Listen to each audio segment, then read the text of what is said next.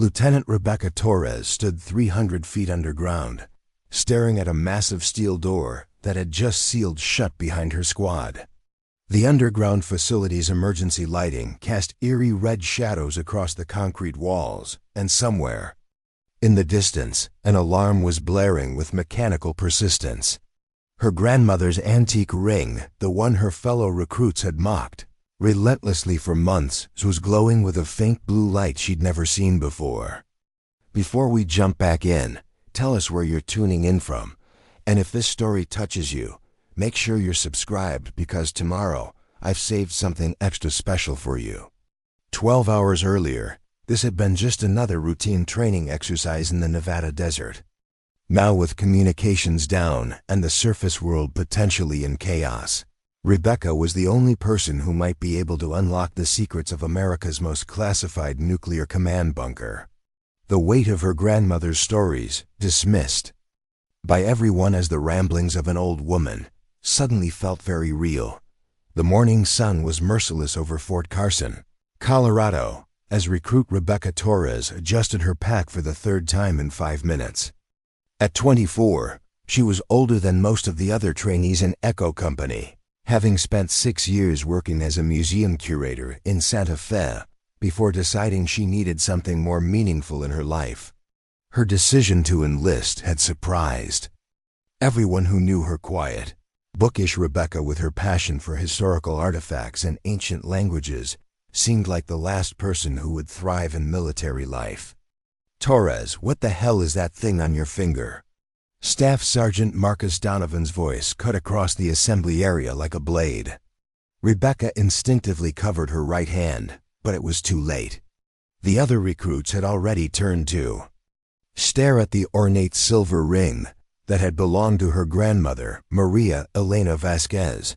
The ring was impossible to ignore. Larger than a typical woman's ring, it featured intricate geometric patterns etched into aged silver with small symbols that looked almost like hieroglyphics around the band. In the center sat a stone that seemed to shift color depending on the light, sometimes deep blue, sometimes green, occasionally flashing with what looked like internal fire.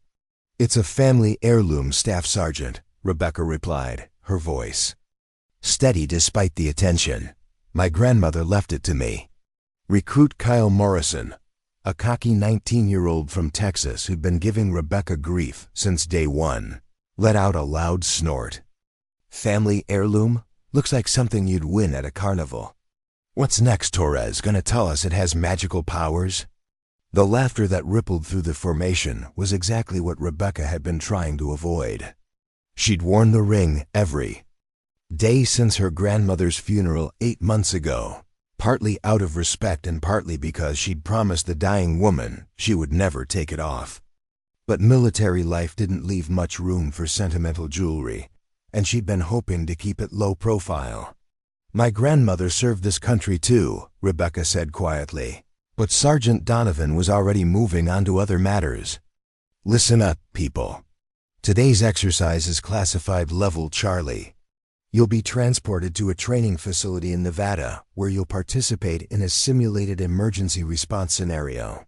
The details are need to know, and right now you don't need to know. What you do need to know is that this exercise will test everything you've learned about following orders, working as a team, and maintaining discipline under stress." As the formation broke up and recruits headed toward the waiting transport trucks, Rebecca found herself walking alongside Jennifer Walsh, one of the few other women in their company. Jennifer was everything Rebecca wasn't: tall, athletic, confident, and already being talked about as potential officer material. "Don't let Morrison get to you," Jennifer said quietly. "He's just threatened because you actually know things beyond football stats and beer brands." Rebecca appreciated the support, but she could see the curiosity in Jennifer's eyes too.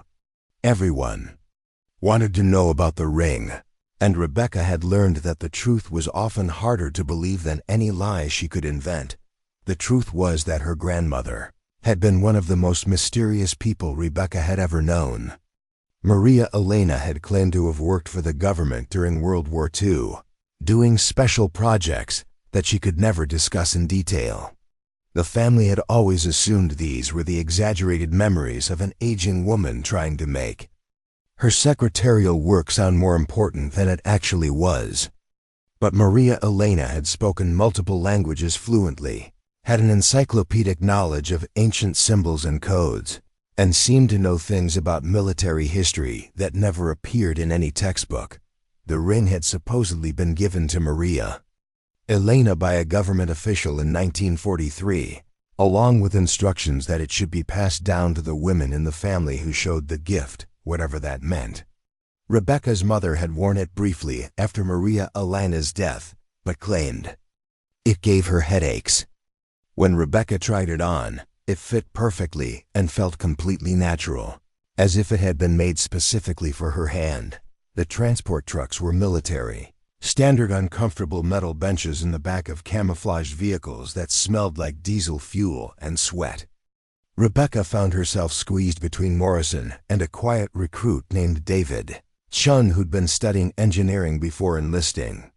As the convoy pulled out of Fort Carson and headed toward what she assumed was an airfield, Morrison couldn't resist continuing his commentary on her jewelry. "So Torres, what's the story with the magic ring? Did your grandmother fight dragons or something?" He was playing to an audience now, and several other recruits were listening with amused grins.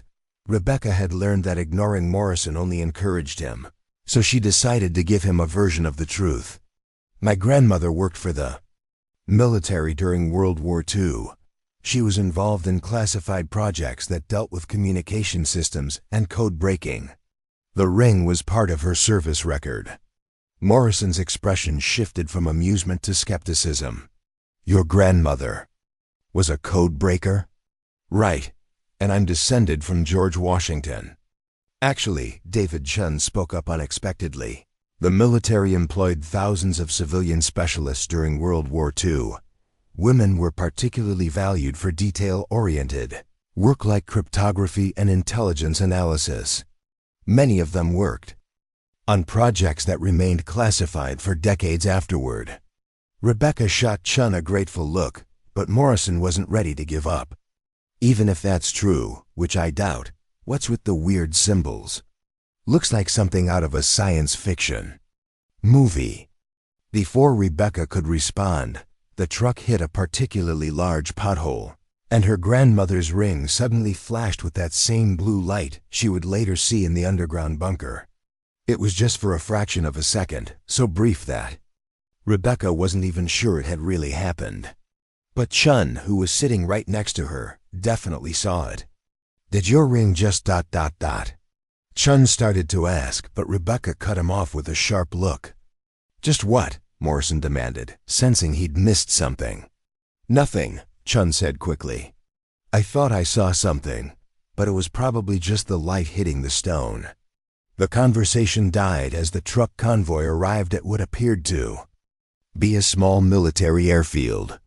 Rebecca had never been on a military transport plane before, and the experience was even less comfortable than the trucks. The aircraft was clearly designed for cargo rather than passengers, with fold-down seats along the walls and no windows. The engines were loud enough that conversation was impossible, which gave Rebecca time to think about what Chun had witnessed. The ring had definitely done something in the truck. She'd felt it too, a strange tingling sensation, almost like a mild electrical current. It reminded her of stories her grandmother used to tell about the ring responding to certain situations. Though Maria Elena had always been vague about what that actually meant.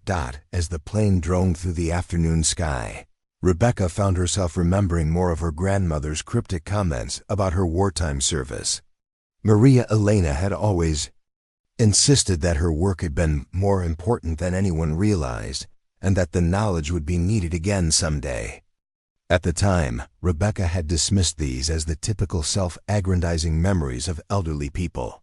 But now she was beginning to wonder if there had been more truth to the stories than anyone in the family had believed. The plane began its descent as the sun was setting, and through the small porthole near her seat, Rebecca could see nothing but empty desert stretching in every direction. Wherever they were going, It was far from any major population center. When the aircraft finally touched down, the recruits were hustled off quickly and loaded into more transport vehicles without getting a good look at their surroundings. Final destination was an installation that looked like nothing Rebecca had ever seen. Above ground, there were only a few low concrete buildings and what appeared to be guard towers, but it was obvious that the real facility was underground. Massive elevator platforms could carry entire vehicles down into the earth, and the whole complex was surrounded by multiple layers of security fencing topped with razor wire. "Welcome to Training Facility Omega," announced Colonel Patricia Hawkins, a stern-looking woman in her 50s who had been waiting for their arrival.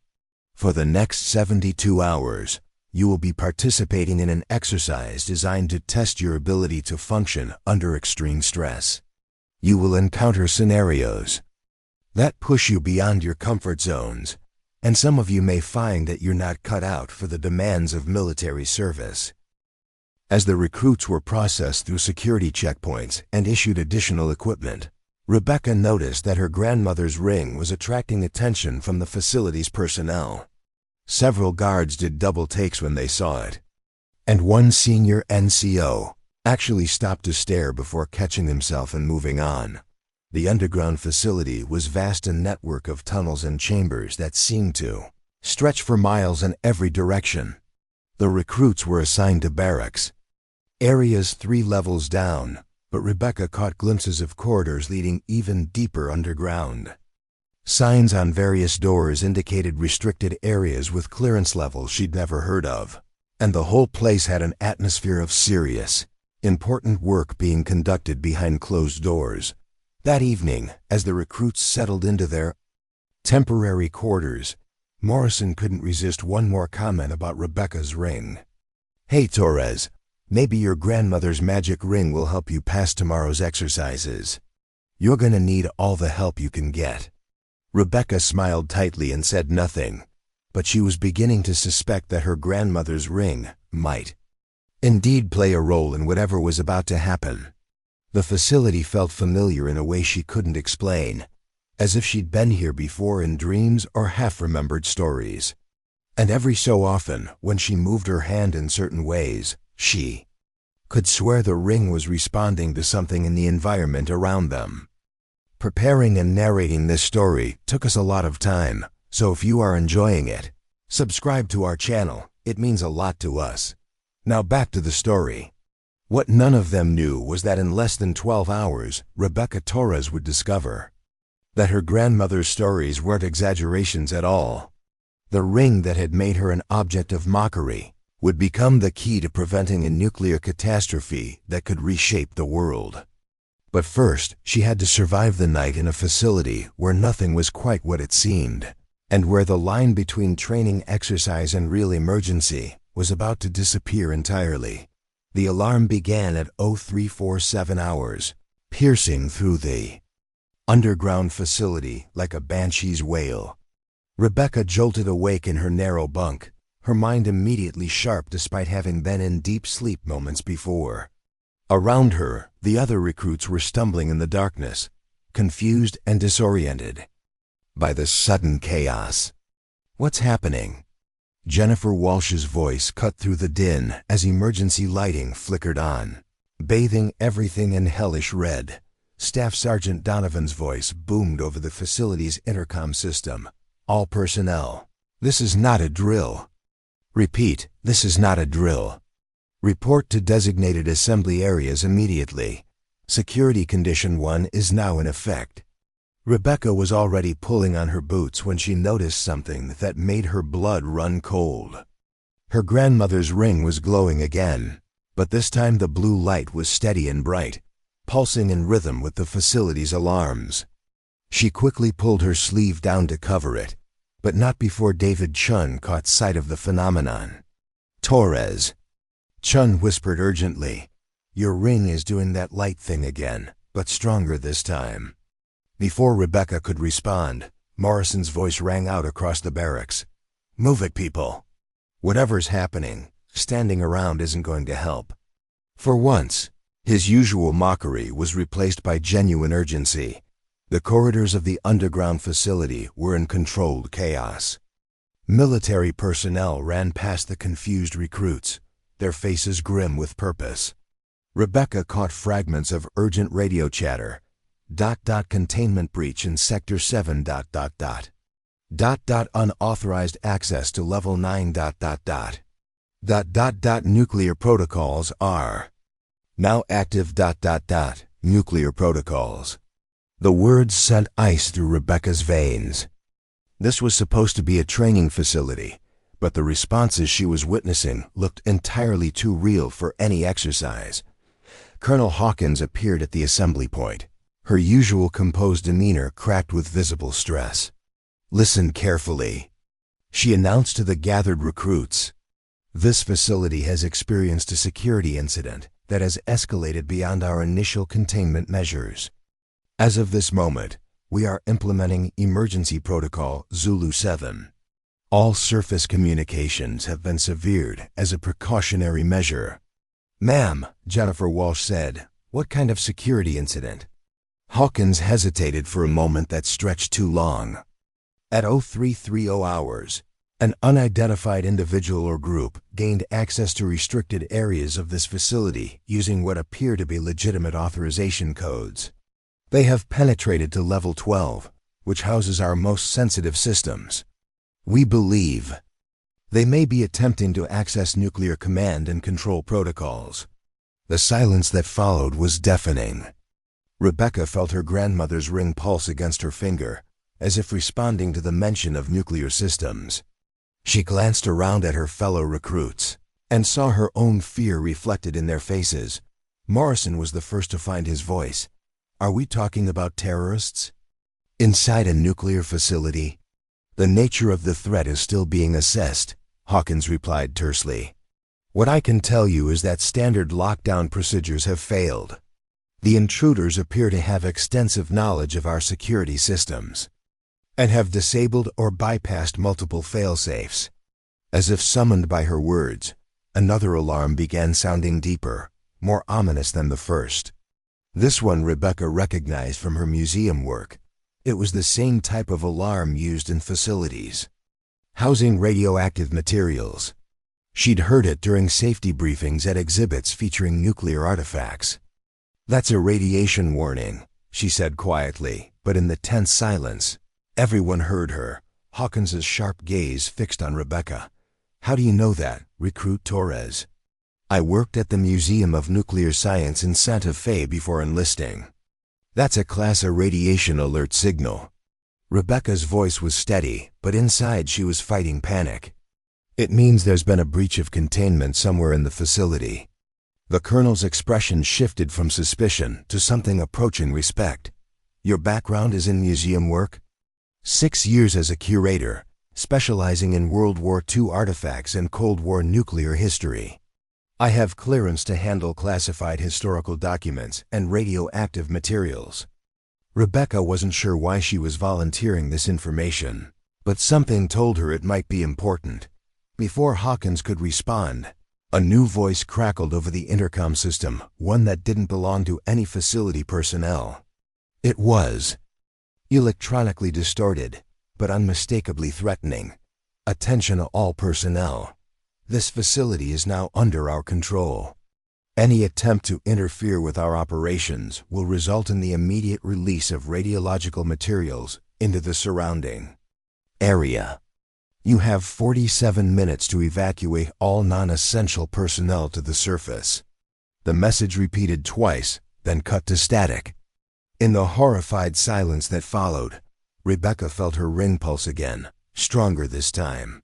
She looked down and saw that the blue glow was visible even through her sleeve. 47 minutes, Chun whispered. "That's not enough time to get everyone out safely." Hawkins was already barking orders into her radio, but the responses she received were clearly not what she wanted to hear. Rebecca caught fragments. ... Elevators are locked down. ... Emergency exits have been sealed. ...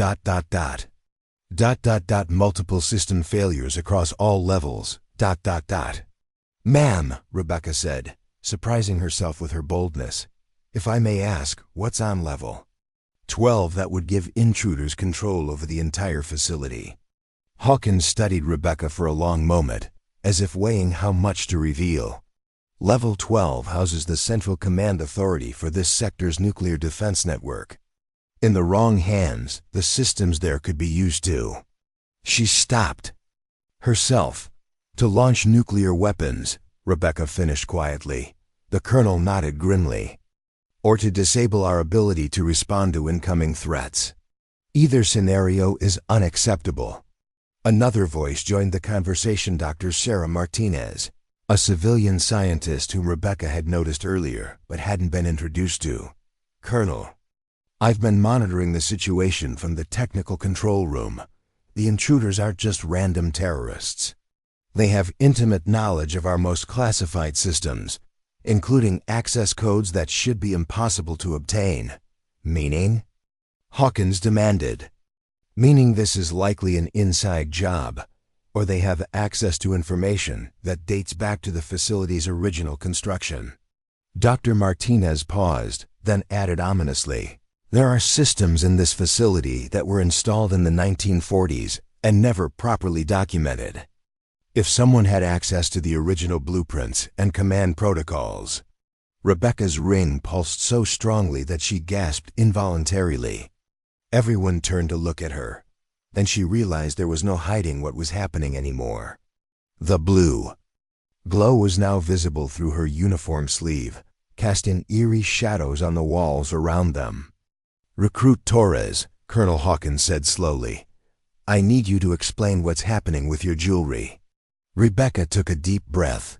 My grandmother worked on classified projects during World War II. She was involved in the development of early computer systems and cryptographic protocols. This ring was given to her by military intelligence in 1943, with instructions that it should be passed down to family members who might need to access certain systems. The silence stretched unbearably. Then Dr. Martinez spoke, her voice barely above a whisper. What was your grandmother's name? Maria Elena Vasquez. She went by Elena Vasquez professionally. Dr. Martinez went pale. Colonel, we need to speak privately. Immediately. But before they could move, the facility shuddered as if hit by an earthquake. The lights flickered, and somewhere in the distance, they could hear the sound of heavy machinery grinding to a halt. They're shutting down the primary power systems, Dr. Martinez said urgently. If they complete the shutdown sequence, we'll lose life support and emergency power within the hour. Can we stop them? Hawkins demanded. Not from here. Someone would need to reach the manual override controls on level 15. But with the elevators down and the emergency exits sealed. She spread her hands helplessly. What about maintenance shafts? Jennifer Walsh suggested. Every facility like this has service tunnels for repairs and emergency access. Dr. Martinez shook her head. The maintenance system requires special authorization. Keys to open. Those keys were distributed to only a handful of people when the facility was constructed, and most of them are long dead. Rebecca felt her ring pulse again, and suddenly she was remembering fragments of her grandmother's stories about special keys and emergency protocols. That had seemed like fantasy at the time. Without really thinking about it, she reached up and touched a section of the wall where the concrete seemed to have a slightly different texture. The moment her ring made contact with the wall, a hidden panel slid open with a soft hiss. Behind it was a narrow maintenance shaft that disappeared into the darkness beyond there. Emergency lighting. Everyone stared in shocked silence. Then Morrison found his voice. How the hell did you know that was there? Rebecca was asking herself the same question. I'm not sure. It just felt like the right place to touch. She looked at her ring, which was now glowing brighter than ever. My grandmother used to tell stories about this facility, but I thought they were just stories. Dr. Martinez grabbed Rebecca's arm. Your grandmother didn't just work on classified projects. Elena Vasquez was one of the primary architects of this facility's security systems. She designed the emergency protocols and fail-safe mechanisms that we still use today. Her voice dropped to an urgent whisper. "If you have her access keys, you might be the only person who can stop this." "But I don't know how to use them," Rebecca protested. "I don't even understand what's happening." "The ring will guide you," Dr. Martinez said with surprising certainty. "The technology your grandmother worked with wasn't just mechanical, it incorporated biometric recognition and something we'd now call artificial intelligence. The ring is designed to interface with the facility's original systems and provide guidance to authorized users."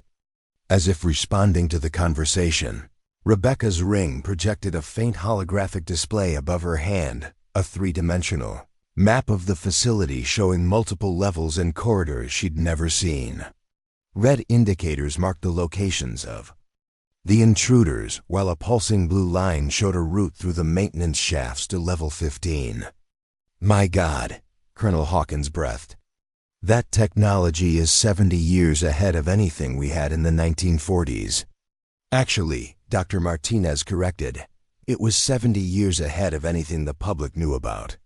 The military was developing prototype technologies during World War II. That didn't become commercially available until the 1990s. Your grandmother was part of a team that created some of the most advanced systems ever built." The facility shuddered again, more violently this time. Emergency lighting began failing in sections, leaving areas of the corridor in complete darkness. 41 minutes remaining, came the distorted voice over the intercom. "Evacuation deadline unchanged. Any personnel remaining in the facility after that time will be considered enemy combatants." Rebecca stared at the holographic map floating above her ring. The route to level 15 looked treacherous, narrow shafts, multiple level changes, and what appeared to be security checkpoints that would need to be bypassed. But the alternative was allowing nuclear weapons to fall into the hands of terrorists. "I have to try," she said quietly. "You're not going alone," Jennifer Walsh said immediately. "I'm coming with you." "So am I," added David Chun. "If there are technical systems to operate, you'll need someone who understands engineering." To Rebecca's surprise, even Morrison stepped forward. "Count me in. I may give you grief about that ring, Torres, but I'm not about to let terrorists win because I was too proud to help." Colonel Hawkins looked like she wanted to object, but Dr. Martinez spoke first. "Colonel, they may be our only chance. The ring's guidance systems will only respond to Elena Vasquez's descendants. Anyone else attempting to use the maintenance shafts will trigger security measures that could kill them instantly." "Fine," Hawkins said grimly. "But you take emergency gear and maintain radio contact as long as possible." Dr. Martinez, brief them on what they'll encounter. As the small group prepared for their descent into the facility's hidden depths, Rebecca found herself thinking about her grandmother's final words to her. "Someday, Mia, you will understand why the ring chose you. When that day comes, remember that courage isn't the absence of fear. It's doing what must be done despite the fear." Standing at the edge of the maintenance shaft, with her grandmother's ring casting its eerie blue glow into the darkness below, Rebecca finally understood what those words meant. She was about to descend into a nightmare of terrorist-controlled corridors and radiation hazards, armed with nothing but 70-year-old technology and her grandmother's mysterious legacy.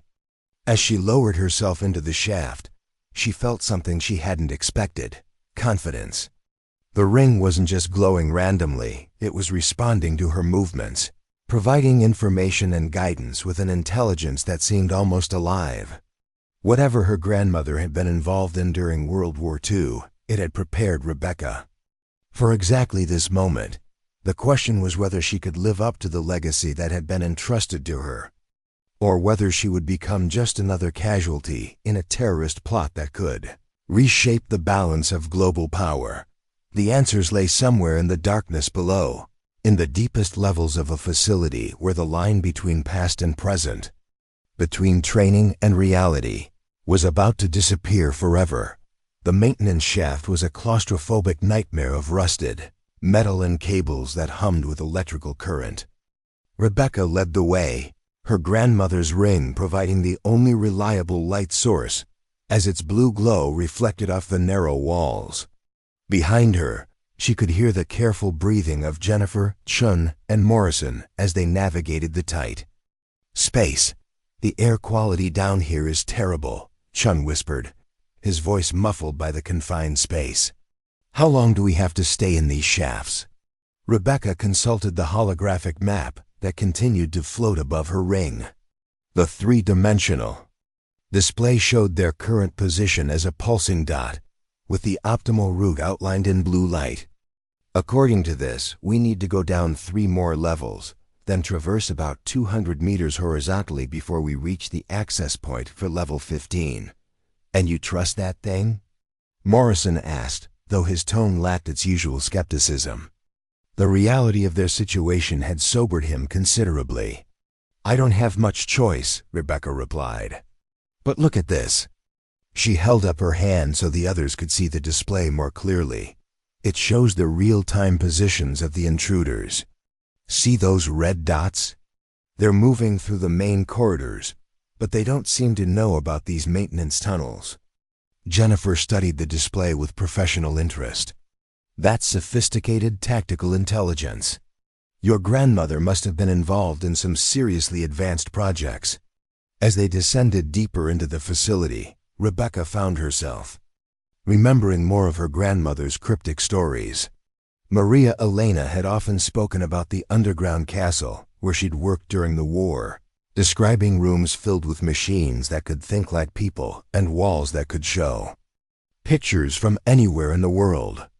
At the time, Rebecca had assumed these were exaggerated memories, or perhaps descriptions of early television and computer technology. Now she was beginning to suspect her grandmother had been describing technology that was decades ahead of its time. The shaft opened into a larger maintenance area where they could finally stand upright. Rebecca's ring immediately began projecting additional information technical schematics showing the facility's power grid, ventilation systems, and what appeared to be defensive measures she hadn't known existed. "Look at this," she said, gesturing to a portion of the display. "There are automated defense systems throughout the facility, but they've been deactivated. The intruders must have had the shutdown codes." Shun examined the schematics with an engineer's eye. "These aren't just defense systems, they're integrated into the facility's basic operations. Someone designed this place to be completely autonomous if necessary. The level of automation is incredible for 1940s technology." "Unless it wasn't really 1940s technology," Morrison suggested. "What if the military had access to more advanced stuff than anyone knew?"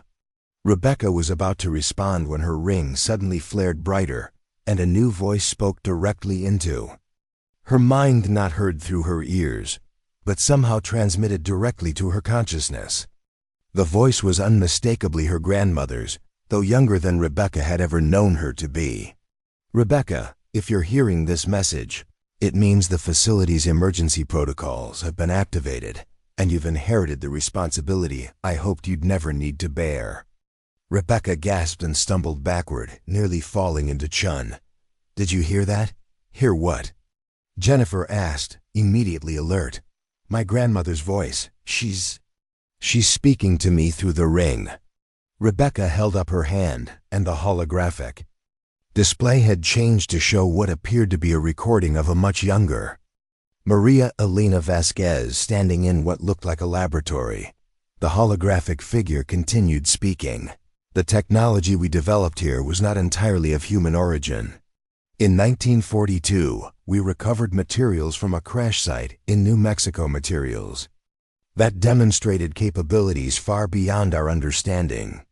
Rather than attempt to replicate the technology, we learned to interface with it." Morrison stared at the hologram with his mouth open. "Is she talking about extraterrestrial technology?" Chun finished quietly. That would explain the advanced capabilities. The holographic Maria Elena continued. The ring you wear contains what we came to call a neural interface, a device that creates a direct connection between human consciousness and the alien systems we discovered.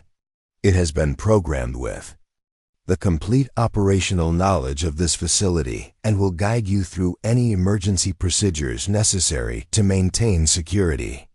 Rebecca felt a strange tingling sensation in her mind, as if new information was being downloaded directly into her memory.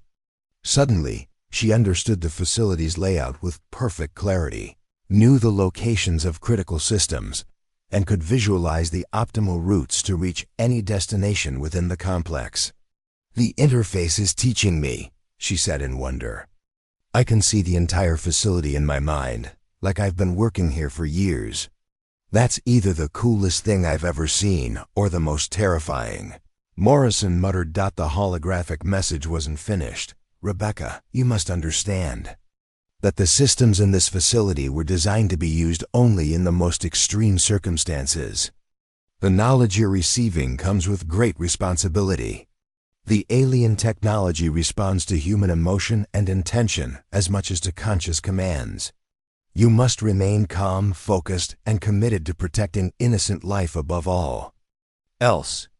As the hologram faded, Rebecca felt the weight of her inheritance settling on her shoulders. Her grandmother hadn't just worked at this facility. She'd been entrusted with technology that could reshape human understanding of the universe. And now that responsibility had passed to Rebecca. "Okay," Jennifer said practically. "Alien technology or not, we still have a job to do." "How much time do we have left?" Rebecca checked her watch. 31 minutes until the terrorists' deadline. "But according to the information I'm receiving through the ring, we have less time than that. They're not just trying to steal nuclear weapons, they're attempting to integrate our defense systems with their own technology. If they succeed, they'll have control over nuclear arsenals across multiple countries." "How is that possible?" Chun asked. "This facility isn't just a command center for American nuclear forces," Rebecca explained, the knowledge flowing into her mind as she spoke. "It's part of an international network established after World War II to prevent any single nation from having unchecked nuclear power. The alien technology was incorporated into the system to ensure that nuclear weapons could only be used defensively, never for unprovoked attack. And if the terrorists gain control?" Morrison asked, though his expression suggested he already knew the answer. "They could override the safeguards and launch weapons anywhere in the world, or they could shut down our defensive capabilities entirely, leaving us vulnerable to attack." Rebecca started moving toward the next section of the maintenance tunnel. "Either way, millions of people die." As they descended deeper into the facility, the maintenance areas became more sophisticated. Instead of rusted metal and exposed cables, they found themselves in corridors lined with what appeared to be a crystalline material that pulsed with soft light. Rebecca's ring resonated with the walls, creating harmonious vibrations that seemed to strengthen the connection between her consciousness and the facility systems. "This doesn't look like anything built in the 1940s, Jennifer observed. "Because it wasn't," Rebecca replied, her understanding continuing to expand. "The crystalline structures are part of alien technology. They create a network that allows instantaneous communication across vast distances and provides computational power that we're only beginning to approach with modern quantum computers." They reached a junction where multiple tunnels converged, and Rebecca's ring projected a detailed tactical display showing the positions of the intruders above them. The terrorists had split into 3 groups and were systematically working their way through the facility's most sensitive areas. "They're not moving randomly," Chun observed, studying the display. "They know exactly where they're going." "That's because they have inside help," Rebecca said grimly. "The ring is showing me security footage from the past few hours. One of The terrorist leaders is someone who should have legitimate access to this facility. The holographic display shifted to show surveillance footage of a figure in military uniform moving through the corridors with obvious familiarity. The person's face was partially obscured, but their movements suggested extensive knowledge of the facility's layout. "A traitor," Morrison said flatly. "Someone sold us out." "More than that," Rebecca corrected. "Someone who understands alien technology well enough to attempt integration with human systems. This isn't just espionage, it's an attempt to merge two completely different technological paradigms." As they continued through the crystalline corridors, Rebecca began to notice that the facility was responding to their presence. Doors opened automatically as they approached, and the lighting adjusted to provide optimal visibility. Most remarkably, she could sense the emotional state of everyone in the facility, the fear and confusion of the personnel on the upper levels, the cold determination of the terrorists, and something else that troubled her. "There's someone else here," she said suddenly. "Someone who isn't part of either group. They're in the deepest levels of the facility, and they single quotes, waiting. Waiting for what?" Jennifer asked. Rebecca concentrated, trying to understand the impression she was receiving through the neural interface. "For me, I think. The ring is showing me that this entire situation might have been orchestrated to bring me here." "That's paranoid thinking," Morrison protested. "Is it?" Chun asked thoughtfully. "Think about the timing. Rebecca inherited the ring 8 months ago. Now she's conveniently assigned to a training exercise at the one facility in the world where the ring's capabilities are relevant. And terrorists attack at exactly the moment when she's here to respond."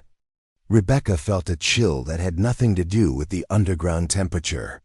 "You think someone has been manipulating events to get me here?" "I think," Chun said carefully, "that we're dealing with technology and intelligence capabilities that we don't fully understand. And that includes understanding the motivations of whoever is really behind this." They reached another junction, and Rebecca's ring indicated that they were approaching level 15. But the display also showed something alarming. The terrorists had somehow detected their movement and were converging on their location. "They know we're here," Rebecca said urgently. 3 groups, approaching from different directions. "We have maybe 5 minutes before they reach the access points to these tunnels. Can we get to level 15 before they intercept us?" Jennifer asked. Rebecca studied the tactical display. "Maybe, but we'd be trapped once we got there. The only way out would be back through the same tunnels they'll be guarding." "Then we need a different approach," Morrison said. "What other options do we have?" Rebecca felt the neural interface expanding her awareness, showing her possibilities she hadn't considered before. The alien technology wasn't just defensive, it included systems that could be used offensively if the situation warranted it. "The facility has weapon systems that aren't listed in any official documentation," she said slowly. "Defensive mechanisms that were installed as safeguards against exactly this type of intrusion. But activating them requires..." She paused, processing the information flowing through the ring. "It requires me to interface directly with the central control system." "What does that mean?" Chun asked. "It means I have to connect my consciousness fully to the alien technology. Not just receive information, but become part of the system itself." Rebecca looked at her companions, seeing the concern in their faces. "The process is irreversible. Once I make that connection, I'll never be entirely human again." The sound of approaching footsteps echoed through the maintenance tunnels. The terrorists had found their trail and were closing in fast. Rebecca had to make a choice: continue with their original plan and hope they could reach level 15 before being captured, or use the alien technology's full capabilities and sacrifice her humanity to save the facility. As she weighed her options, her grandmother's final words echoed in her mind. "Courage isn't the absence of fear, it's doing what must be done despite the fear." Rebecca Torres, the museum curator who had been mocked for wearing her grandmother's antique ring, was about to discover the true price of inheriting a legacy that connected her to technology beyond human understanding. The question was whether she was prepared to pay that price to save the world from nuclear catastrophe. The footsteps were getting closer, and time was running out. The decision crystallized in Rebecca's mind with startling clarity. As the sound of pursuing terrorists grew louder in the maintenance tunnels behind them, she realized that conventional tactics weren't going to save the facility. The enemy had too much inside knowledge, too much preparation, and too many advantages.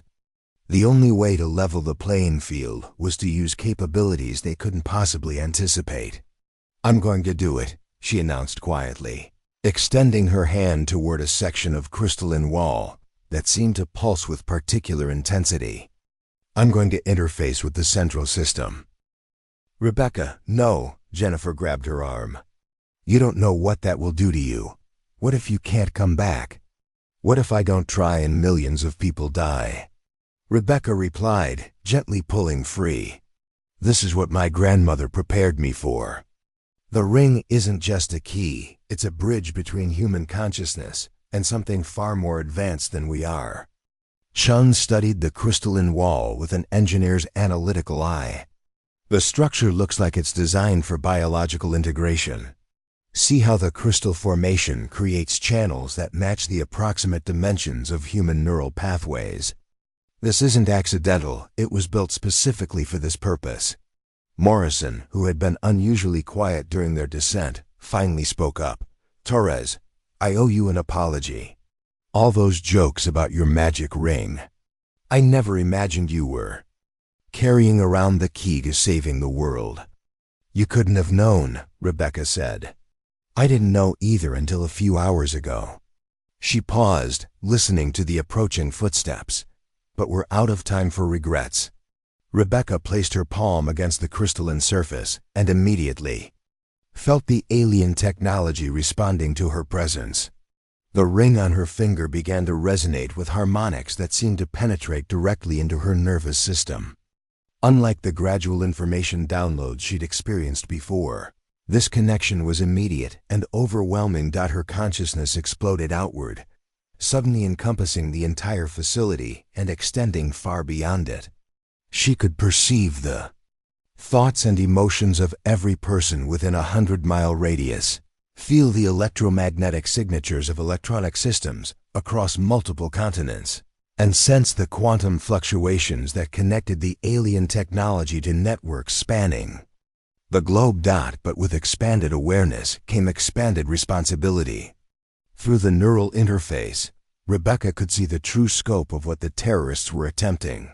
They weren't working alone, they were part of a coordinated international effort to seize control of every major nuclear facility on Earth. The attack on this particular installation was just one component of a synchronized assault designed to give a shadow organization absolute power over global nuclear arsenals. "I can see everything," Rebecca said, though her voice now carried harmonics that hadn't been there before. The neural interface was already changing her on a fundamental level. "The attack here is a distraction.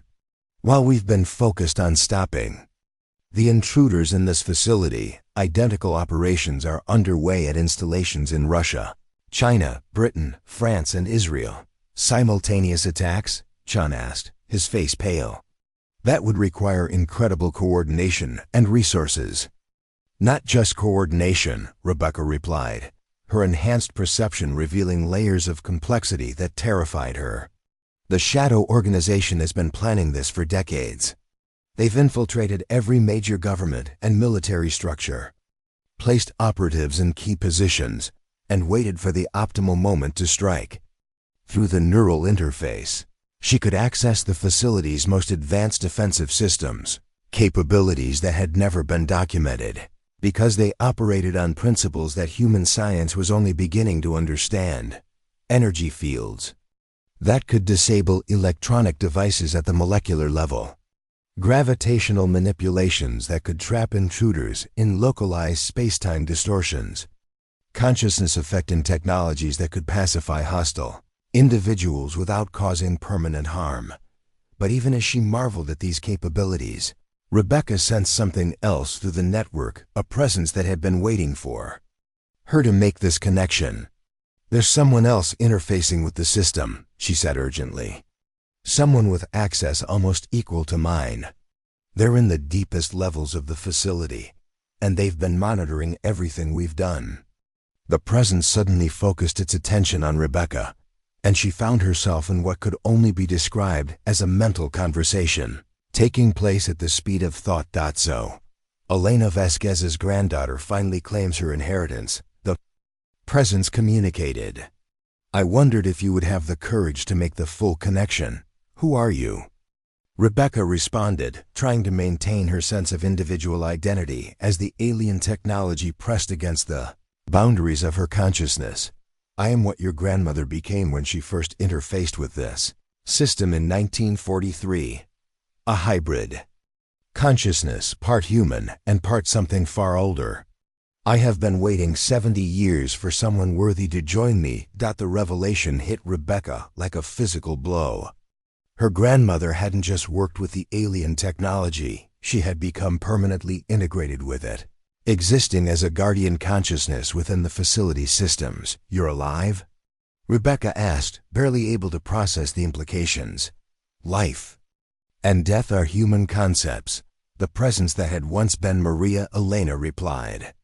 "I exist within the network, maintaining the balance between human needs and the greater cosmic responsibilities that come with this technology."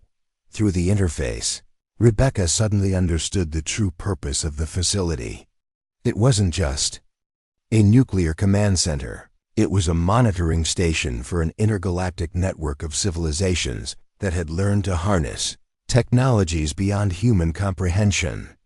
Earth had been admitted to this network after demonstrating the ability to split the atom, but membership came with strict conditions about how such power could be used. The terrorists believe they're seizing control of human nuclear weapons, her grandmother's consciousness explained. But what they're actually attempting is to break Earth's connection to the galactic network. If they succeed, our planet will be quarantined indefinitely. Quarantined how? Rebecca asked, though part of her already knew the answer. Complete isolation from interstellar communication and trade.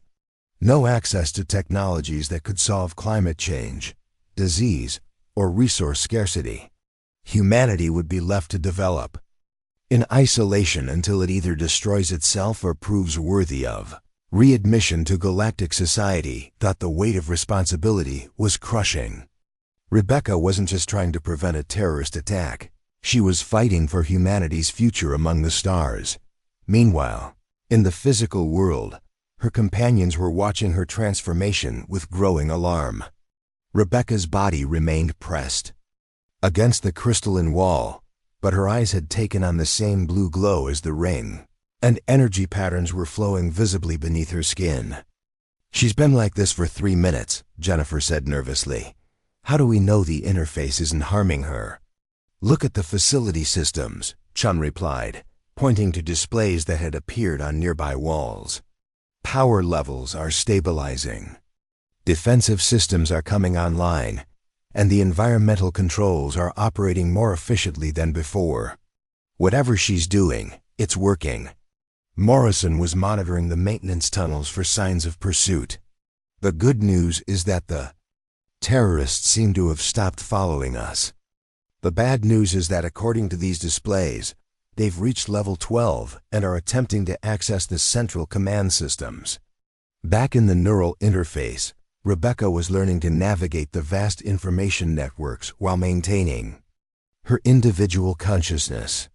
Her grandmother's presence served as a guide, teaching her to filter the overwhelming data streams and focus on immediate priorities.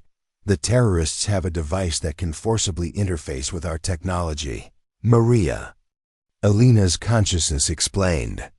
"It's crude compared to the organic integration you're experiencing, but it could be sufficient to breach our security systems. How do we stop them?" Rebecca asked. "The same way I stopped similar threats during the Cold War," came the reply. We use the network's adaptive capabilities to isolate and contain the threat. But it requires precise timing and absolute commitment. Through the interface, Rebecca could perceive the terrorists' device as it attempted to penetrate the facility's core systems. It was indeed crude, a mechanical brute force approach that tried to overwhelm security measures through sheer computational power. But it was also effective, slowly eating away at defensive protocols like acid-dissolving metal. I can create quantum interference patterns that will disrupt their device. Rebecca realized the knowledge flowing naturally through the neural interface. But it requires channeling enormous amounts of energy through organic neural pathways. Yes, her grandmother confirmed. And such channeling will complete your transformation. You will never again be entirely human. Rebecca felt her companion's concern. Through the facility's enhanced sensors, they were loyal friends who had followed her into danger without fully understanding what they were risking. She could also sense the fear and confusion of the facility personnel on the upper levels, and the grim determination of the terrorists as they worked to complete their mission.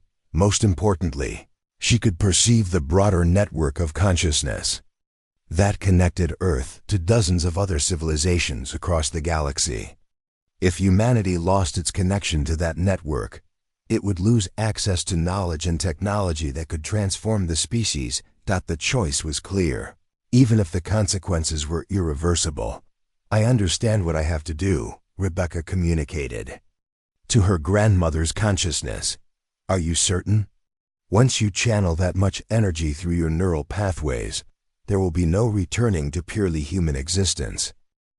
Rebecca thought about her life before this moment. 6 years as a museum curator, respected for her expertise but never truly challenged. The peaceful routine of cataloging artifacts and writing research papers. The quiet satisfaction of preserving history for future generations. Then she thought about the future that hung in the balance. Millions of lives that would be lost if the terrorists succeeded. The isolation and stagnation that would condemn humanity to centuries of struggle without access to galactic civilization. I'm certain, she replied. Then let us begin, Maria Elena's consciousness said. Together, we will ensure that humanity's future among the stars remains secure. Rebecca began drawing energy from the facility's quantum generators, channeling it through her nervous system and focusing it into precise interference patterns designed to disrupt the terrorists' intrusion device. The power flowing through her body was beyond anything human physiology was designed to handle, and she could feel her cellular structure beginning to change in response. But as the energy built toward critical levels, she also felt something unexpected: the support and strength of her 3 companions, whose loyalty and courage had brought them this far into an impossible situation. Whatever she was becoming, she wouldn't be facing it alone. The energy coursing through Rebecca's transformed physiology reached critical mass just as the terrorists' intrusion device achieved its deepest penetration of the facility's core systems. Through the neural interface, she could perceive the crude mechanical probe like a rusty knife cutting through layers of elegant quantum encryption. The contrast was jarring: brutal human engineering attempting to overpower technology that operated on principles of harmony and conscious intention. Now, her grandmother's consciousness urged, channel the interference patterns before they reach the galactic communication protocols. Rebecca focused the accumulated quantum energy into precise waveforms designed to create destructive interference with the terrorist's device.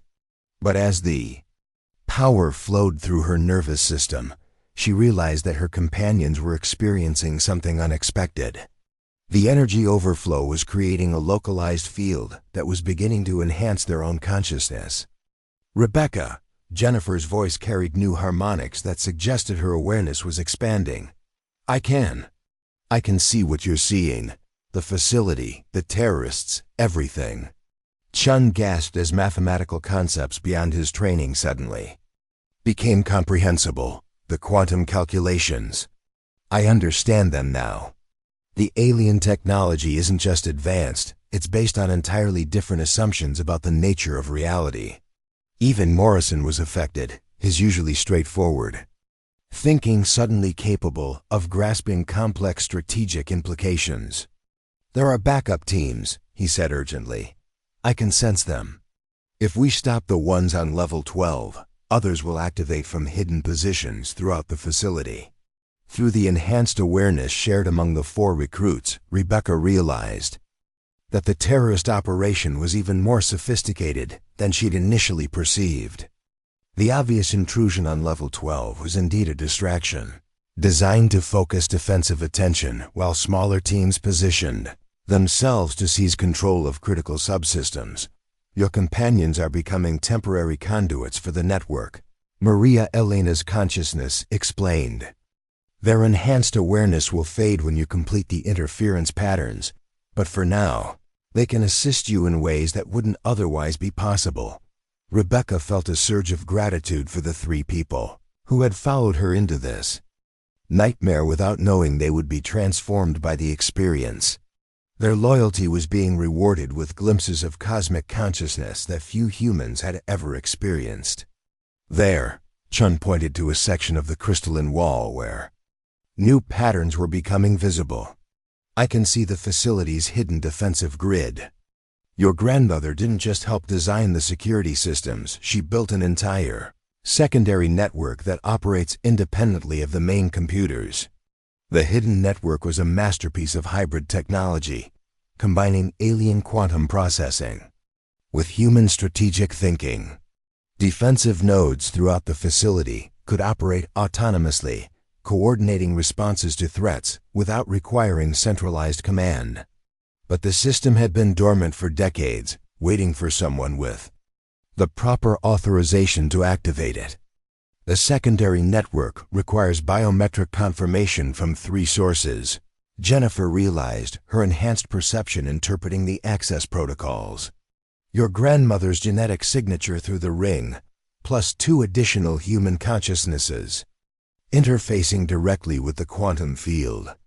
That's why she needed us here," Morrison said with sudden understanding. "Not just to help you reach the interface, but to provide the additional authorization needed to activate the full defensive system." Rebecca felt the pieces of her grandmother's long-term planning falling into place. Maria Elena hadn't just prepared for the possibility of terrorist attacks, she'd anticipated that Rebecca would need companions whose loyalty and courage would allow them to interface temporarily with technology beyond human comprehension. "The authorization sequence requires unanimous consent," her grandmother's consciousness explained. "All 4 human consciousnesses must agree to activate the defensive network. The decision cannot be made unilaterally. Through their shared awareness, Rebecca could perceive her companion's thoughts and emotions with perfect clarity. Jennifer's fierce determination to protect innocent lives, Chun's fascination with the technological possibilities, and his certainty that humanity deserved access to galactic civilization. Morrison's simple, unshakable conviction that terrorists must not be allowed to win. "I consent," Jennifer said without hesitation. "Agreed," Chun added immediately. Morrison nodded firmly. "Let's do this." With unanimous authorization confirmed, Rebecca channeled the quantum energy into the activation sequence for the hidden defensive network. Throughout the facility, systems that had been offline for 70 years suddenly came to life with capabilities that made conventional military technology seem primitive by comparison. The terrorists on level 12 found themselves trapped within localized gravity fields that prevented movement without causing physical harm. Their intrusion device simply ceased to function as quantum interference patterns disrupted its electronics at the subatomic level. Other terrorist teams throughout the facility discovered that the corridors they had been using were now impassable, blocked by energy barriers that appeared solid but caused no injury to touch. But the most remarkable aspect of the defensive activation was its precision. The system identified and contained hostile individuals while carefully protecting facility personnel and innocent civilians. No one was harmed, But the terrorists found themselves completely unable to continue their mission. The immediate threat has been neutralized, Maria Elena's consciousness confirmed. But the global situation requires additional intervention.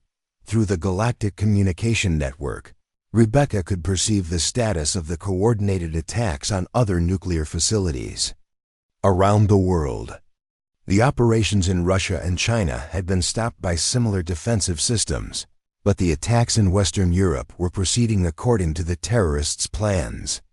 Those facilities lacked the hybrid alien-human technology that protected the American installation. "We have to help them," Rebecca said, her transformed consciousness automatically calculating the quantum transmission protocols needed to extend their defensive capabilities across continents. The network allows for remote intervention, Chun realized, his enhanced awareness interpreting the galactic communication systems. "We can transmit defensive algorithms to other facilities in real time.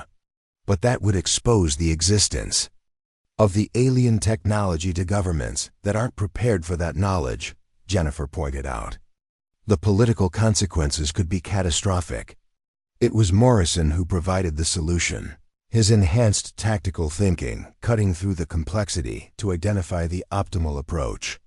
"We don't transmit the technology itself, we transmit specific countermeasures designed to look like advanced human engineering. The other facilities get the protection they need without learning about the galactic network." Rebecca felt her grandmother's approval through their shared consciousness. "Wisdom and discretion," Maria Elena observed. "You have learned to balance cosmic responsibilities with human limitations, working together through their enhanced consciousness." The four recruits coordinated a global defensive response that appeared to be the result of previously classified American military technology. Terrorist operations in Britain and France found their intrusion devices mysteriously malfunctioning due to electromagnetic anomalies. The attack in Israel was thwarted by computer viruses that disabled the terrorists' equipment without affecting legitimate facility operations. Within 20 minutes, the entire global operation had been neutralized, without a single casualty and without revealing the existence of technology that humanity wasn't ready to acknowledge. But as they completed the worldwide defensive response, Rebecca became aware of something that troubled her deeply. The terrorist organization hadn't just been attempting to seize nuclear weapons, they had been trying to prove that humanity was too dangerous and unstable to remain connected to the galactic network. The attack was a test, her grandmother's consciousness confirmed, not by the terrorists, but by the Galactic Council that oversees membership in the interstellar community. Humanity's response to this crisis will determine whether Earth retains its connection to galactic civilization, a test. Jennifer asked, her enhanced awareness allowing her to participate in the communication. "They orchestrated a terrorist attack to test our worthiness?" "Not orchestrated," Maria Elena clarified. "But when the terrorist organization began planning their operation, the Galactic Council decided to allow it to proceed rather than intervene. They wanted to observe how humanity would respond to a threat that required cooperation between human ingenuity and alien technology." Chun's enhanced perception was already analyzing the implications.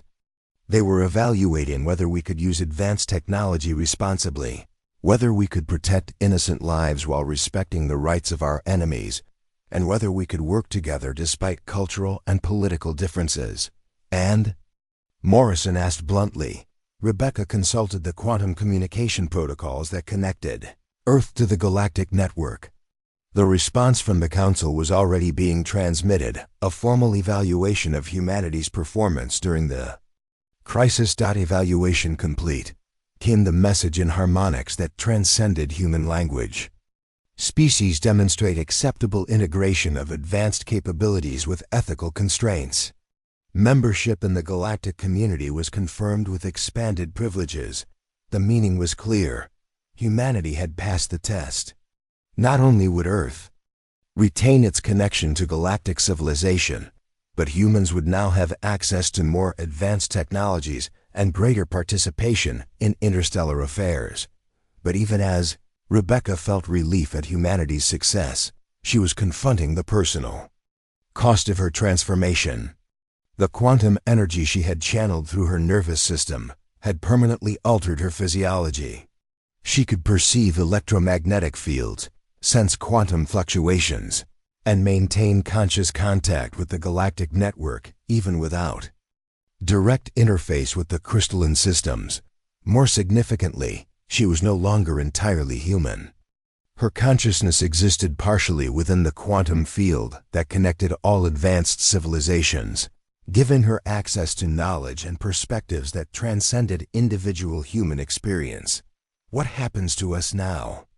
Jennifer asked, her own temporary enhancements beginning to fade as the emergency protocols deactivated. "You return to your human lives," Rebecca replied, though her voice now carried harmonics that suggested vast depths of experience. "Your memories of this enhanced consciousness will fade gradually, becoming like half-remembered dreams. But you'll retain an intuitive understanding of cosmic perspective that will serve you well in whatever paths you choose." "And you?" Shun asked, though his enhanced perception was already providing him with the answer. "I become what my grandmother became, a guardian consciousness that exists between human and galactic civilization. I'll remain connected to the facility systems, helping to maintain the balance between humanity's need for independence and the requirements of cosmic citizenship." Morrison struggled with the implications.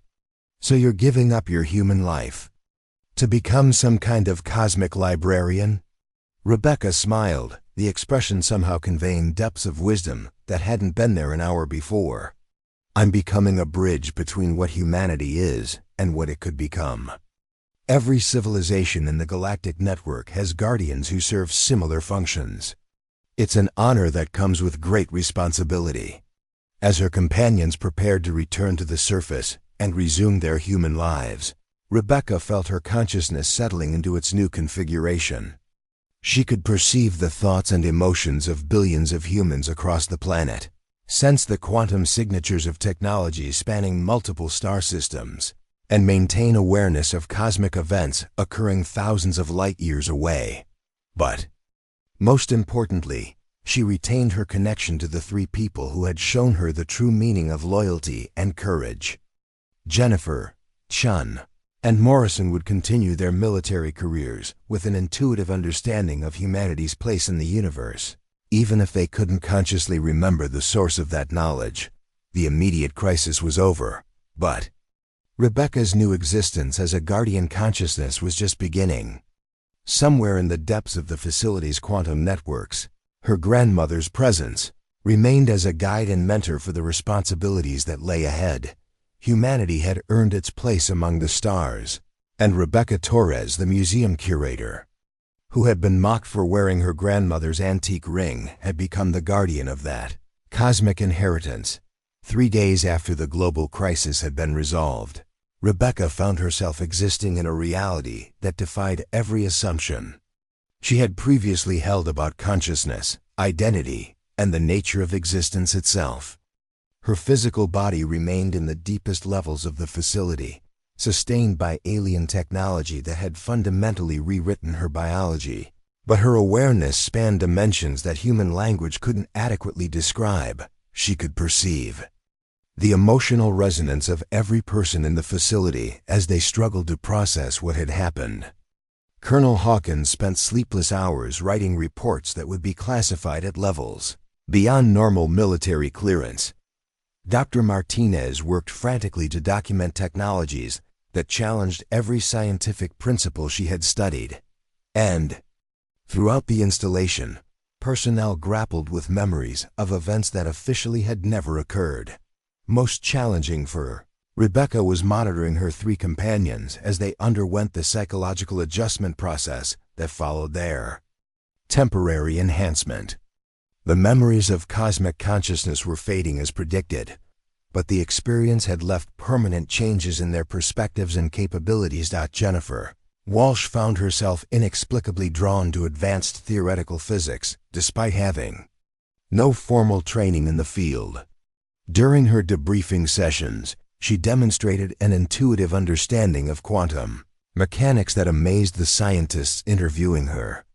She couldn't explain how she knew that certain experimental approaches would fail or why specific mathematical formulations felt fundamentally correct, but her insights consistently proved accurate.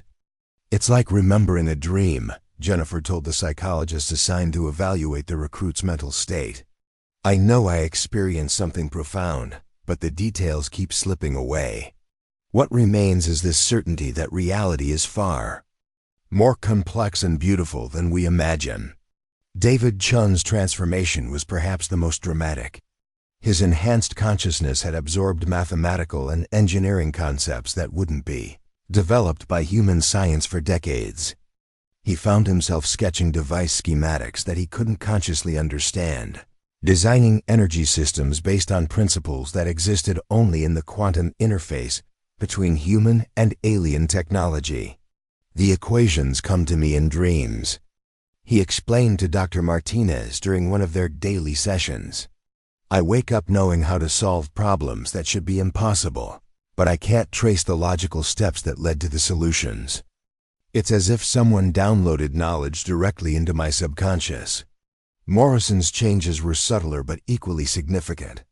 His tactical thinking had evolved to encompass strategic considerations that spanned not just military operations, but geological timescales and interstellar distances. He found himself automatically analyzing situations in terms of their long-term consequences for human civilization, considering factors that had never occurred to him before the enhancement. "I keep thinking about the big picture," he told his commanding officers when they questioned his sudden interest in diplomatic and scientific matters. Like, how do our actions today affect humanity's development over the next 1,000 years? "I know it sounds crazy, but these considerations feel as important as immediate tactical concerns." Through her expanded consciousness, Rebecca experienced her friends' confusion and disorientation as if they were her own emotions. She wanted desperately to help them understand what they had experienced, to share the cosmic perspective that would make their new capabilities meaningful. But the galactic protocols were clear. Humans who had undergone temporary enhancement needed to integrate their experiences gradually, without conscious knowledge of their source. "Their minds are protecting them," her grandmother's consciousness explained during one of their frequent communications. Full awareness of galactic civilization would overwhelm human psychology. The gradual integration of enhanced capabilities allows them to expand their potential, without losing their essential humanity.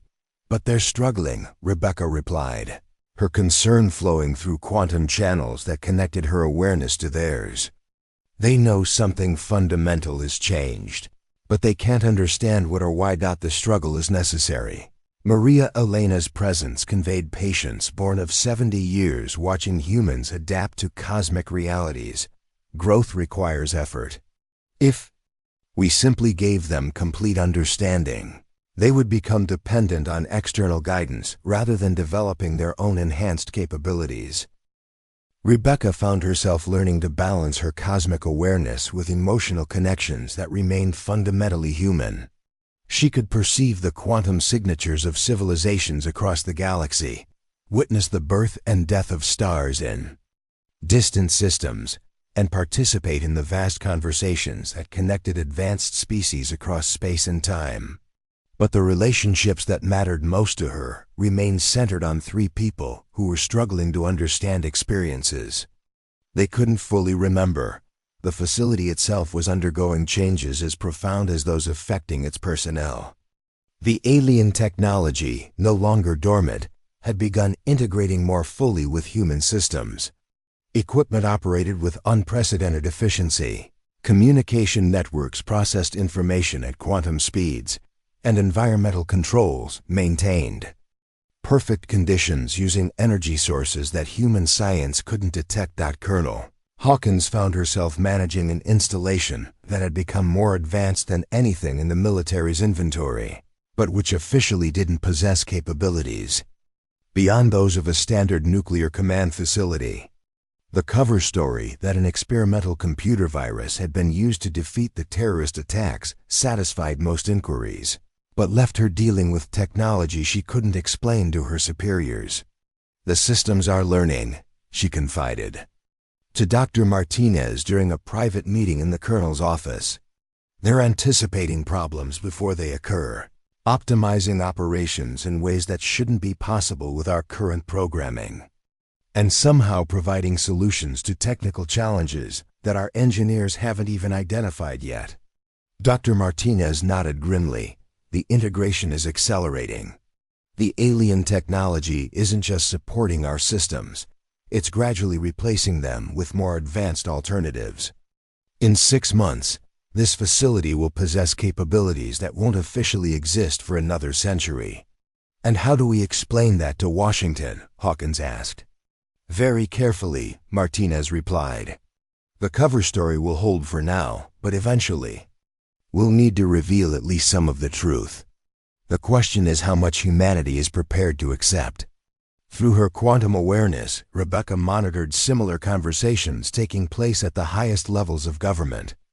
Presidents, prime ministers, and military leaders across the globe were grappling with reports of impossible technologies and inexplicable capabilities that had appeared during the crisis.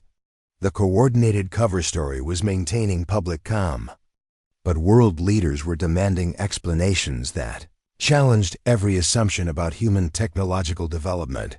"The revelation phase begins," her grandmother's consciousness observed.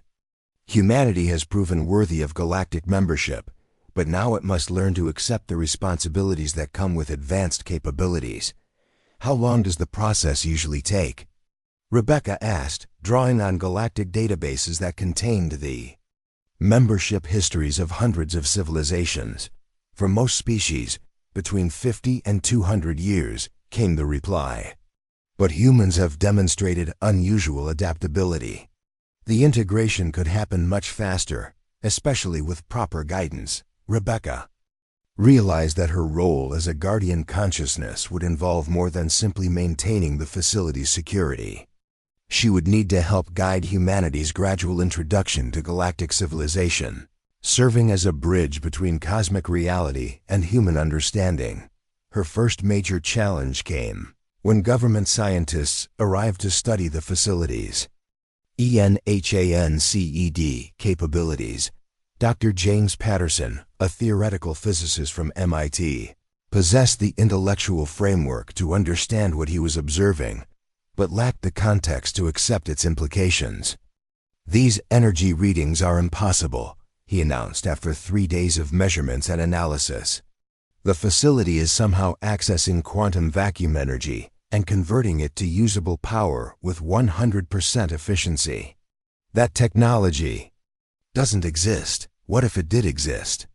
Dr. Martinez asked carefully. "Hypothetically speaking, what would the implications be?" Patterson's response revealed both the promise and the danger of humanity's situation. Unlimited clean energy, instantaneous global communication, propulsion systems that could reach other star systems. Essentially, every major problem facing human civilization could be solved within a generation. But it would also completely destabilize the global economy, render existing power structures obsolete, and force humanity to fundamentally reorganize its social and political systems. Through her expanded awareness, Rebecca could perceive similar conversations happening in research facilities and government offices around the world. Humanity was on the verge of a technological revolution that would be more dramatic than the shift from agricultural to industrial society. But the social and political structures needed to manage such change were still centuries behind the available technology. This is why the revelation must be gradual, Maria Elena's consciousness explained. Too much change too quickly leads to chaos and conflict. The galactic community learned this lesson through observing the collapse of civilizations that attempted to integrate advanced technology without adequate preparation.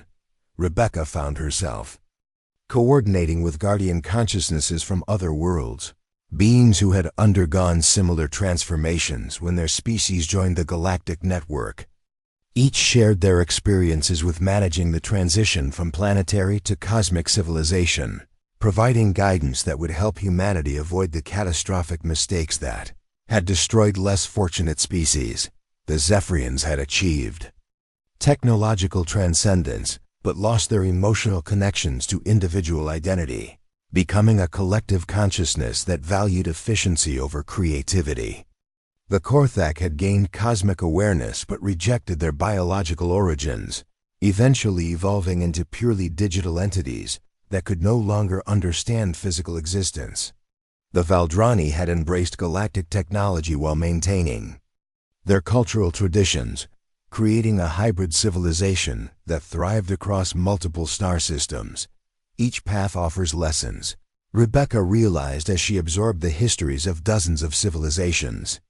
Humanity's challenge will be finding the balance between cosmic awareness and individual identity, between advanced technology and cultural continuity. Meanwhile, her three companions were developing in ways that exceeded even her enhanced expectations. Jennifer had begun collaborating with quantum physicists, contributing insights that accelerated human understanding of space-time mechanics by decades. Sheng was designing energy systems that appeared to violate conservation laws but somehow maintained perfect thermodynamic balance. Morrison was being recruited by international peacekeeping organizations that recognized his unprecedented ability to analyze complex geopolitical situations, but perhaps most remarkably, they were beginning to sense their connection to each other. And to Rebecca, even without conscious memory of their shared enhancement experience, they found themselves drawn to similar research interests, collaborating on projects that none of them could fully explain, and maintaining a bond that transcended normal friendship. They are becoming the first generation of enhanced humans, her grandmother observed. Not fully transformed like us, but possessing capabilities that bridge the gap between baseline humanity and cosmic consciousness. Rebecca watched her friends adapt to their new abilities with a mixture of pride and melancholy. They were evolving into something wonderful, humans with expanded potential who could help guide their species toward galactic citizenship. But she was evolving away from humanity itself, becoming something that could observe and guide, but never again fully participate in purely human experiences. The price of cosmic consciousness was isolation from the very species she had been transformed to protect. She could perceive their emotions, understand their needs, and guide their development, but she could never again share their limitations, their struggles, or their purely human joys. As she settled into her new existence as humanity's guardian consciousness, Rebecca understood that her grandmother's choice to undergo this transformation had been driven by love for a species that would never fully comprehend the sacrifice involved in protecting them.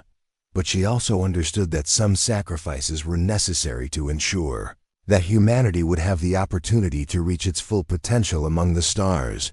5 years had passed since Rebecca Torres had made the choice that forever altered not only her own existence, but the trajectory of human civilization. From her position as guardian consciousness within the facility's quantum network, she watched humanity take its first tentative steps into a larger universe, guided by the enhanced capabilities of individuals who carried fragments of cosmic awareness without fully understanding their source. The world above had changed in ways both subtle and profound. Jennifer Walsh, now Dr. Jennifer Walsh, headed a revolutionary research program at the European Organization for Nuclear Research, where her intuitive understanding of quantum mechanics had led to breakthrough discoveries in space-time manipulation. Her published papers carefully omitted the true source of her insights, describing instead a series of theoretical leaps that had revolutionized physics. David Chen had founded a clean energy consortium that was secretly implementing technologies decades ahead of conventional engineering. His fusion reactors operated with impossible efficiency, drawing on principles he claimed to have derived from advanced mathematical modeling. but which Rebecca knew originated from his brief connection to galactic energy systems. Kyle Morrison, the recruit who had once mocked Rebecca's grandmother's ring, now served as a strategic advisor to the United Nations Security Council. His ability to analyze complex geopolitical situations with unprecedented accuracy had made him indispensable to international peacekeeping efforts. He found himself automatically considering the long-term consequences of political decisions. Though he attributed this expanded perspective to enhanced training methodologies rather than cosmic consciousness, most remarkably, the three enhanced humans had maintained their connection to each other and in ways they couldn't consciously understand to Rebecca herself.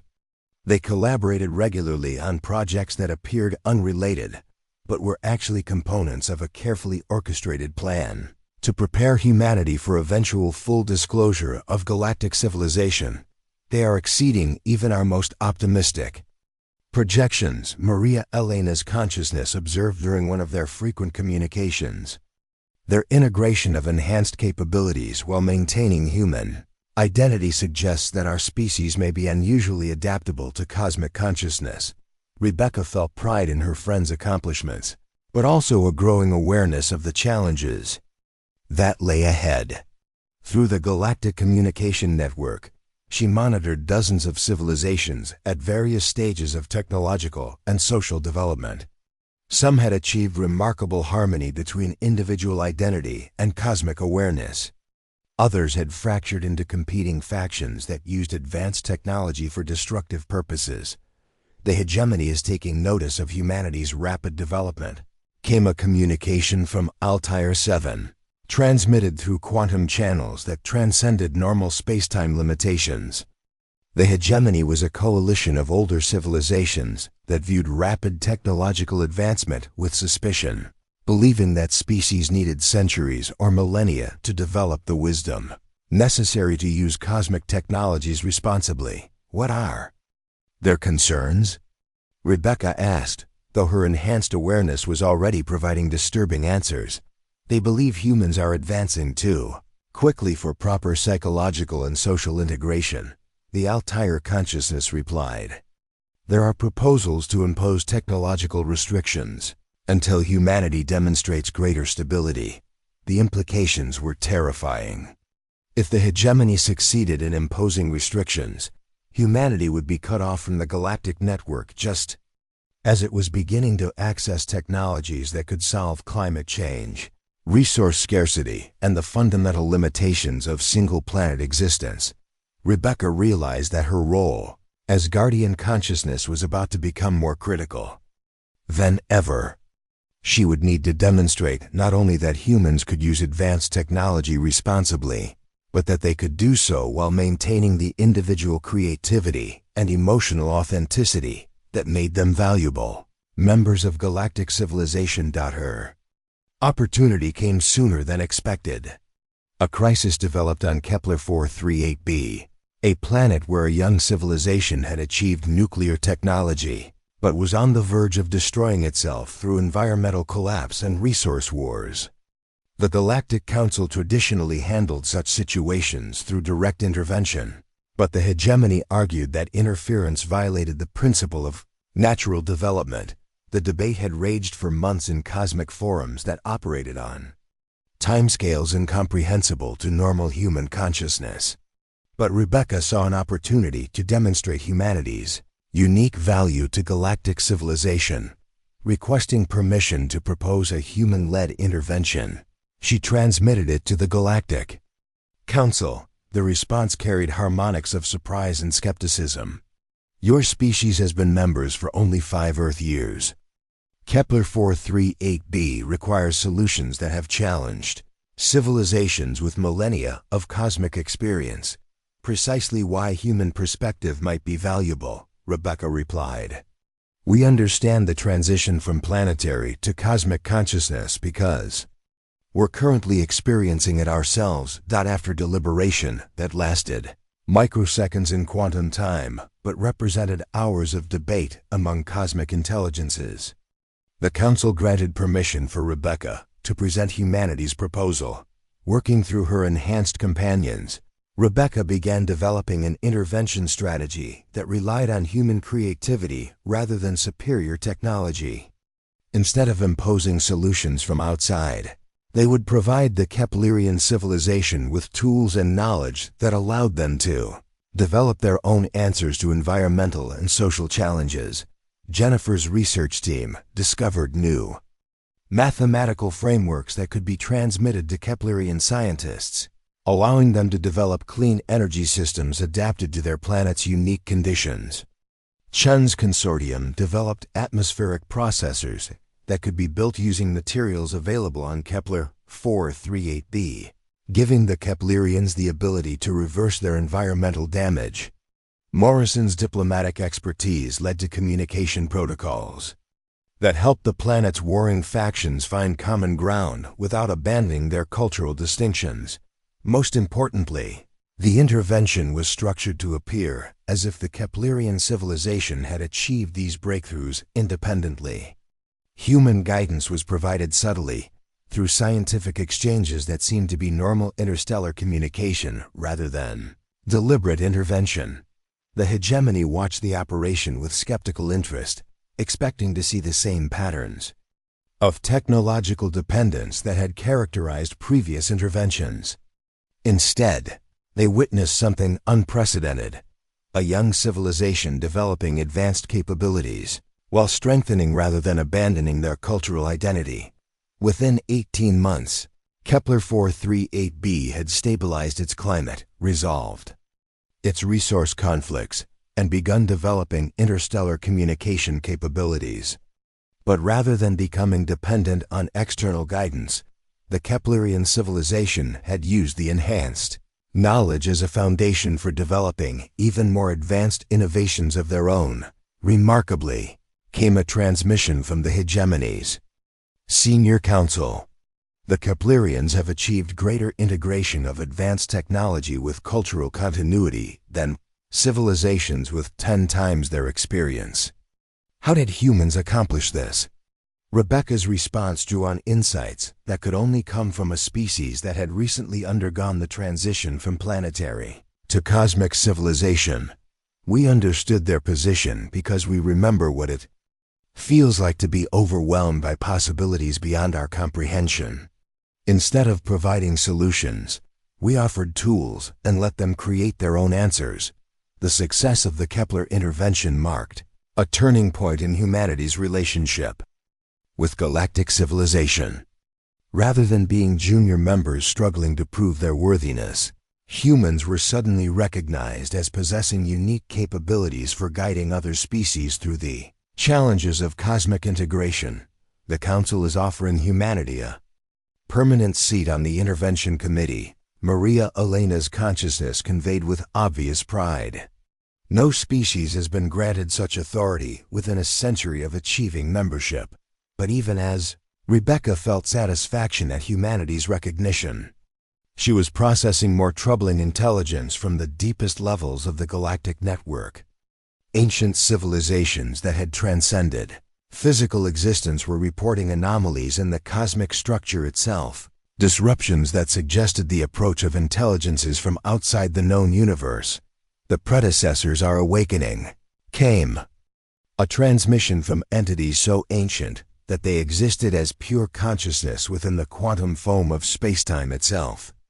Beings who ruled the galaxy before current civilizations evolved are returning from their long journey to other dimensions. The implications were staggering. If the reports were accurate, galactic civilization was about to encounter entities whose technology and consciousness operated on scales that made current cosmic civilizations seem primitive by comparison. The return of the predecessors could represent either the greatest opportunity for advancement in galactic history or the end of civilization as it currently existed. Why are they returning now? Rebecca asked, though her enhanced awareness was already suggesting disturbing possibilities. The quantum signature of emerging civilizations has reached a threshold that triggers their automatic return protocols, came the reply. They return whenever galactic civilization reaches sufficient complexity to potentially challenge their authority.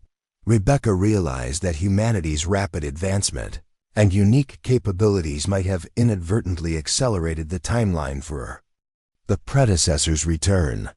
The success that had earned humans recognition in galactic civilization might also have doomed all current civilizations to subjugation or extinction. But as she processed this cosmic-scale challenge, Rebecca found herself thinking not in terms of impossibility, but in terms of opportunity. Humanity's strength had always been adaptability, creativity, and the ability to find solutions that more advanced civilizations had overlooked. If the predecessors truly represented a threat to galactic civilization, perhaps humanity's unique perspective would be essential to developing an effective response. Begin preparing the enhanced humans for accelerated development, she transmitted to her grandmother's consciousness. If we're going to face entities that transcend current cosmic civilization, we'll need humans who can think beyond the limitations of both planetary and galactic perspectives.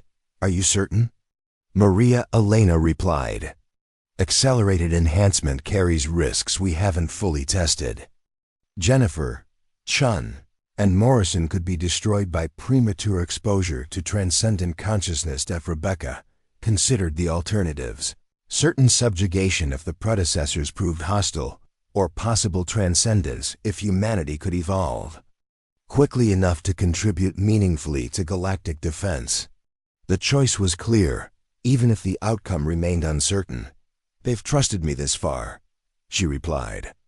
I have to trust that their humanity will survive whatever transformation is necessary. As Rebecca began implementing protocols that would accelerate her companions' evolution toward cosmic consciousness, she reflected on the journey that had brought her to this moment. 5 years ago, she had been a museum curator, mocked for wearing her grandmother's antique ring. Now she was a guardian consciousness preparing to guide humanity through challenges that could determine the survival of galactic civilization itself.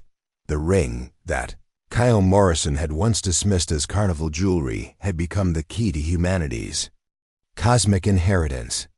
The attention to detail that her colleagues had criticized as excessive had evolved into the precision necessary to coordinate interventions across multiple star systems.